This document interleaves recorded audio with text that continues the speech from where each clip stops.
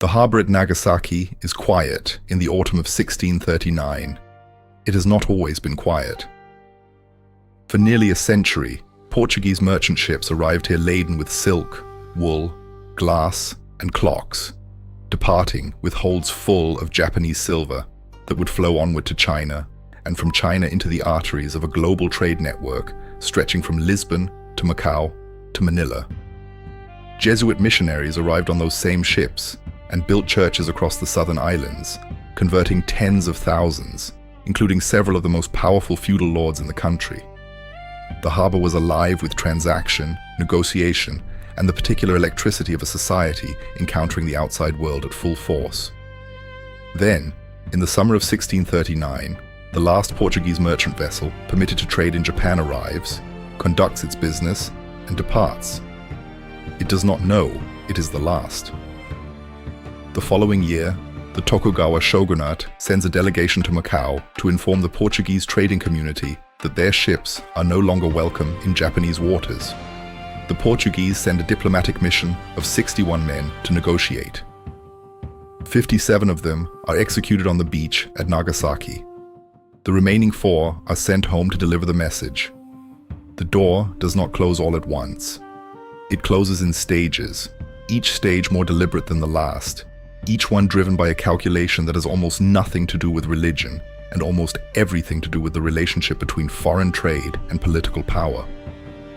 The Tokugawa shogunate has governed Japan since 1603, when Tokugawa Ieyasu, having destroyed his rivals at the Battle of Sekigahara 3 years earlier, was granted the title of shogun by an emperor with no real authority to refuse.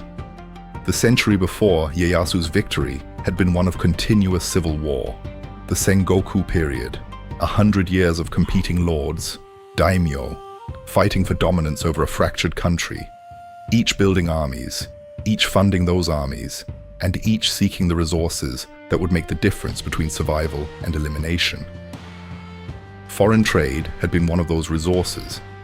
The daimyo of Kyushu, the southernmost of Japan's main islands, sat closest to the Portuguese trade routes and had grown disproportionately wealthy on the commerce that flowed through their ports.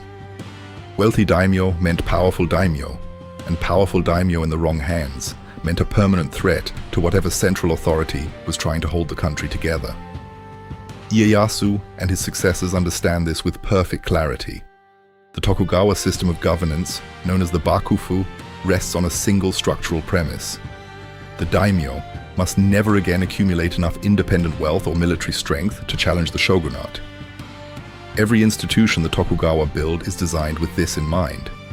The Sankin Kotai system forces daimyo to spend alternating years in the capital at Edo, keeping them away from their domains and perpetually draining their finances on the enormous cost of maintaining 2 separate households. Marriages between domain families require shogunal approval. Castle construction is tightly controlled. And foreign trade, the fastest route to the kind of sudden, uncontrolled wealth accumulation that makes daimyo dangerous, must be brought entirely under shogunal management or eliminated. The religious dimension of the exclusion edicts is real but secondary. The Tokugawa genuinely fear the political implications of a Christian convert daimyo whose ultimate loyalty might lie with a foreign pope rather than with the shogun. The Shimabara Rebellion of 1637, an uprising of Christian peasants and masterless samurai in Kyushu that took the shogunate over a year to suppress at a cost of tens of thousands of lives, confirms the worst of these fears. But the religious argument is also useful. It provides a justification that sounds principled rather than merely self-interested, a doctrinal reason to close the country that does not require admitting the underlying motive is the control of commercial wealth and the political power that comes with it. By 1641, the architecture of isolation is complete. The Portuguese are gone. Spanish ships had already been expelled in 1624. English traders had abandoned their factory at Hirado in 1623, finding the business unprofitable. The only Europeans still permitted a commercial presence in Japan are the Dutch, and their presence is contained to a single artificial island in Nagasaki harbor, Dejima, a fan-shaped landmass roughly the size of a city block, connected to the shore by a single guarded bridge. Dutch traders are permitted to reside on Dejima. They are not permitted to leave it without permission. They are required to observe local customs, remove any Christian symbols from their ships before entering the harbor, and submit to periodic inspection of their cargo and correspondence. In exchange, they are permitted to send 2 ships per year to trade, a quota later reduced to 1. The Dutch accept every condition. Their presence in Japan, however constrained, is still profitable enough to justify. Chinese merchants are permitted to trade at Nagasaki under similar restrictions, confined to a designated quarter. Korean diplomatic and commercial relations are maintained through the Tsushima domain, a small island between Japan and the Korean peninsula whose lords serve as intermediaries, their livelihood depending on maintaining this carefully managed connection. The Ryukyu Kingdom, a small island chain to the southwest, remains a vassal state of the Satsuma domain while simultaneously maintaining tributary relations with China, a deliberate ambiguity that allows the shogunate to benefit from Ryukyu's connections to Chinese trade while maintaining the fiction of total closure to the outside world. What this system creates, in practice, is not complete isolation. It is managed isolation. The shogunate controls every point of contact with the outside world, monopolizes the information that flows through those contact points, and captures the commercial surplus that would otherwise leak outward to independent daimyo. The Dutch and Chinese merchants at Nagasaki pay handsomely for their trading rights. The Tsushima lords generate revenue from Korean trade that flows upward through a system of fees and obligations to the center. Dejima itself, despite its physical confinement, functions as a one-way valve. Japanese goods flow out, Dutch silver flows in, and both flows are entirely under shogunal oversight. For the first generation after the closure, this system does what it is designed to do. The daimyo cannot independently access foreign markets. They cannot acquire foreign weapon systems without shogunal knowledge. They cannot build the kind of sudden commercial wealth that funds private armies.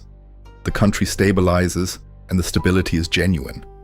The Edo period, which stretches from 1603 to 1868, is the longest unbroken period of domestic peace in Japanese history. 2.5 centuries without a major internal war. An achievement that other contemporary civilizations, the Ottoman Empire, the Mughal Empire, the European states perpetually tearing themselves apart, cannot come close to matching. The economy that develops inside this closure is sophisticated and in many respects remarkable. Japan, in the 17th and 18th centuries, develops an extensive internal market, a dense network of roads and coastal shipping routes, a thriving urban merchant class in cities like Osaka and Edo, and a level of agricultural productivity that supports a population of roughly 30 million people. Artisan production reaches extraordinary levels of refinement. Lacquerware, ceramics, textiles, and woodblock printing achieve quality standards that centuries later will influence art movements in Europe that never knew their origins. The rice economy that underpins the feudal stipend system generates enough surplus to sustain both the ruling class and a growing commercial sector. By the 18th century, Edo is among the largest cities on Earth, a metropolis of over 1 million people operating on a sophisticated credit and commodity market that functions without any significant connection to the outside world. But the closed market is also a frozen market in ways that matter enormously over time. Innovation in Japan during the Sakoku period is extensive within its own frame. New agricultural techniques, new craft methods, advances in textile production and rice cultivation. But it is entirely disconnected from the technological revolution unfolding on the other side of the world. In 1769, James Watt patents an improved steam engine in Britain. In the following decades, steam power transforms British textile production, iron manufacturing, and eventually transportation, initiating a process of industrial acceleration that compounds on itself, each advance making the next one cheaper and faster. No equivalent process occurs in Japan. There is no mechanism by which the steam engine can enter Japanese awareness, let alone Japanese production. The single Dutch ship permitted each year at Dejima carries a carefully controlled flow of goods and information, enough to allow a small community of Japanese scholars, the Rangakusha, or scholars of Dutch learning, to maintain a fragile, partial connection to European scientific development, reading Dutch medical and astronomical texts in translations that arrive years after publication. But awareness of a technology and the industrial infrastructure to deploy it are entirely different things, and Japan builds none of the latter. The cost of this gap is invisible for most of the Edo period because Japan has no external competition against which to measure itself. The domestic economy functions, produces, trades, and grows within its own closed system, and there is no immediate pressure to become something different. The shogunate, whose political survival depends on the continuation of the system that isolates the daimyo from independent commercial wealth, has every incentive to maintain the closure and no incentive to examine what it might be costing the country in terms of capabilities not developed, technologies not adopted, and productive capacity not built. The pressure, when it finally arrives, comes from outside and arrives all at once. By the middle of the 19th century, the industrial gap between Japan and the Western powers has grown to the point of being strategically decisive. Britain has fought and won the First Opium War against China between 1839 and 1842, forcing open Chinese ports to British trade at gunpoint and extracting a series of commercial concessions that dismember Chinese economic sovereignty piece by piece. The message is not lost on anyone paying attention. An Asian civilization that has closed itself to Western commerce will be opened by Western military force if the commercial opportunity is large enough. Japan, with its copper, its agricultural products, its potential as a refueling and provisioning stop for trans-Pacific shipping, represents exactly that kind of opportunity.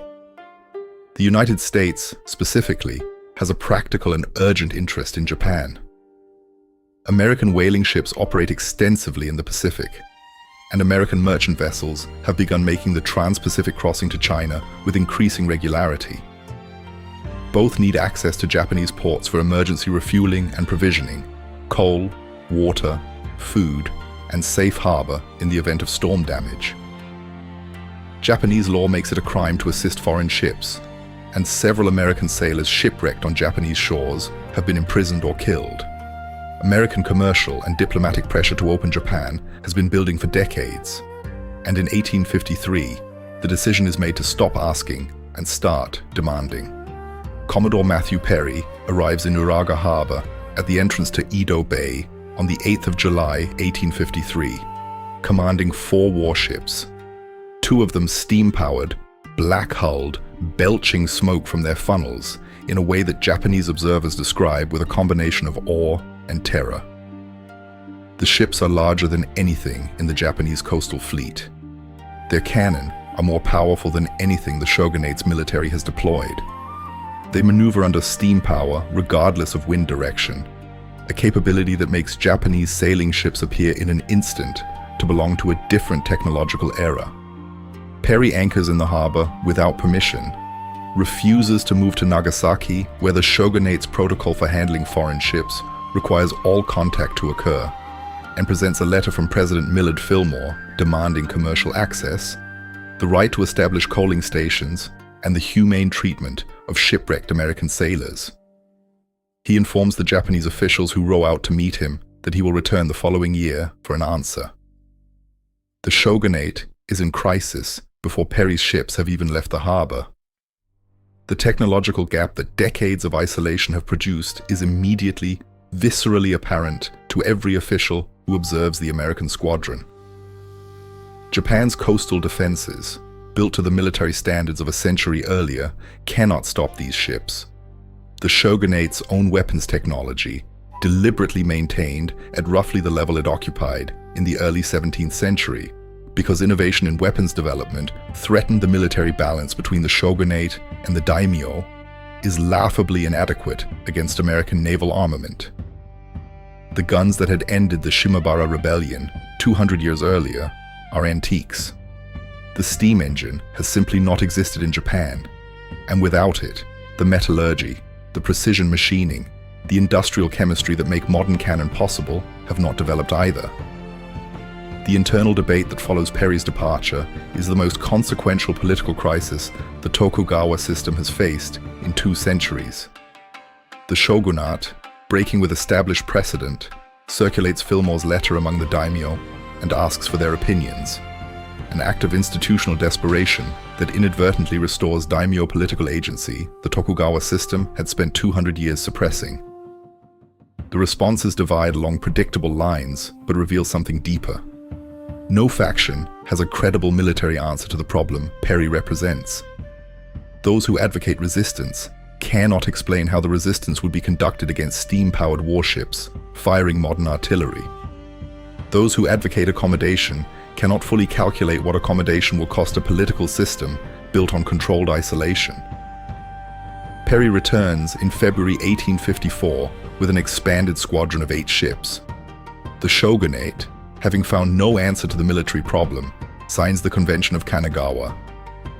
2 Japanese ports, Shimoda and Hakodate, are open to American ships for provisioning and emergency repairs. Shipwrecked American sailors are to be treated humanely. An American consul is to be permitted to reside in Japan. The Sakoku system, in its essential form, has been broken. Within months, Britain, Russia, and the Netherlands have extracted similar agreements through the same combination of implied military threat and commercial pressure. The Harris Treaty of 1858 goes further, establishing full commercial relations, setting low tariff rates on American goods entering Japan, rates low enough to undercut domestic Japanese producers, and granting American citizens extraterritorial legal status, meaning Americans in Japan would be subject to American rather than Japanese law. The tariff provisions are particularly damaging. Japan's domestic industries, developed over 2 centuries in a protected market and producing at craft rather than industrial scale, cannot compete on price against factory-produced Western goods. The same forced opening that has happened to China is now happening to Japan, and the shogunate, bound by treaty obligations it signed under duress, can do almost nothing to protect the domestic economy from the flood of cheaper foreign products pouring through the newly opened ports. The economic disruption compounds the political crisis. Inflation spikes as silver flows out of the country to pay for imported goods. Domestic silk producers scramble to meet sudden foreign demand while their traditional supply chains collapse. The rice-based stipend system that supports the samurai class begins to fracture as the monetary economy accelerates past the fixed income structure that the feudal system was built on. Samurai, whose rice stipends have not changed in decades, find that the prices of everything they need to buy with that rice have risen sharply. The commercial class that flourished in Edo and Osaka during the long protected decades now faces competition from foreign trading houses operating out of the newly opened port cities. Yokohama, opened in 1859, becomes within years the dominant commercial node of a trade system the shogunate no longer controls. The Tokugawa shogunate, which had built its survival on the maintenance of controlled isolation, finds that the end of isolation destroys the political logic that held the system together. The inability to resist Perry's ships proves that the military balance the shogunate had managed for 2 centuries, suppressing daimyo military capability while avoiding any challenge that required modern military response, had quietly become a strategic catastrophe. The daimyo who had chafed under Tokugawa restrictions for generations now have an argument they did not have before, that the shogunate system had left Japan defenseless, and that the shogunate therefore had no legitimate claim to continued authority. By 1868, a coalition of southwestern daimyo, dominated by the Satsuma and Choshu domains, whose proximity to foreign trade had always made them the most commercially sophisticated actors in the country, overthrow the Tokugawa system entirely in what is called the Meiji Restoration, restoring nominal authority to the imperial throne while installing themselves as the practical governing power. The Meiji government's first and most urgent project is the elimination of the technological gap that Sakoku had allowed to accumulate. Within a decade, Japan has a conscript national army organized on Western lines, equipped with Western weapons purchased abroad and then manufactured domestically. Within 2 decades, it has a national railway network, a modern postal system, a Western-style legal code, a constitutional government modeled on the Prussian system, and the beginnings of a heavy industrial sector building the iron, steel, and shipbuilding capacity that 2 centuries of isolation had never developed. The speed of the transformation is without precedent in the industrializing world, driven by a government that understands with perfect clarity that the alternative to catching up is the fate that has already befallen China: commercial subjugation, territorial concession, and the slow dismemberment of sovereignty by foreign powers whose industrial and military lead makes resistance impossible. What Sakoku ultimately cost Japan is not 2 centuries of happiness or social order, both of which the Edo period provides in genuine measure. What it costs is time. 2 centuries during which the Industrial Revolution transforms the productive capacity of the Western world, and during which Japan, sealed inside its own borders, builds none of the infrastructure, develops none of the industrial techniques, and accumulates none of the technological knowledge that would have allowed it to meet 1853 from a position of comparable strength. The Tokugawa solution to the problem of daimyo independence is structurally brilliant and economically catastrophic. It freezes the political balance perfectly, and it freezes the economy with it. Perry's black ships do not open Japan because Japan is weak. Japan in 1853 has a sophisticated economy, 30 million people, centuries of refined craft production, and a level of social organization that most contemporary states cannot match. They open Japan because Japan is strong in the wrong ways. Strong in the ways that belong to the world before steam, before steel, before the industrial methods that transformed raw material into military and commercial power at scales the Edo economy was never built to reach. The gap between Japan and the Western powers in 1853 is not a gap of culture or intelligence or organizational capacity. It is a gap of 2 centuries of compounding industrial investment, and it is a gap that Sakoku made inevitable the moment the Tokugawa chose political stability over economic exposure, locked the door, and handed the world's fastest moving economies 200 years to pull ahead uncontested.